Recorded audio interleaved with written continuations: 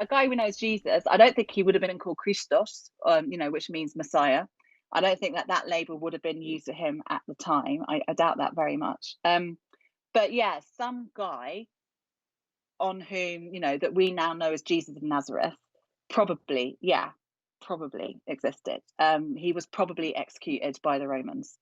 That's as much as we've got, and we base that on probability, because the extent to which, given the very short space of time in between when Paul was writing, so say mid-50s CE, then the Gospels as we know them in the New Testament were written, so say the late 1st century, early 2nd century CE. Given that period of time when these texts were written, it seems unlike, some people said, oh, it's unlikely that somebody would invent this kind of guide, this inspiring teacher, kind of a rabbi figure, some kind of, sectarian leader, who would then kick off in the temple and be executed by the Romans. That kind of seems plausible.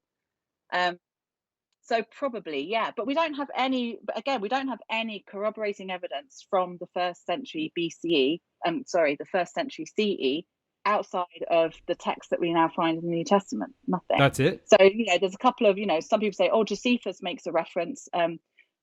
There's a lot of that, looks like quite a problematic, there's a lot of scholarly debate around the reference to this Jesus movement in Josephus, because it looks like it could be a later insertion into some of those manuscripts.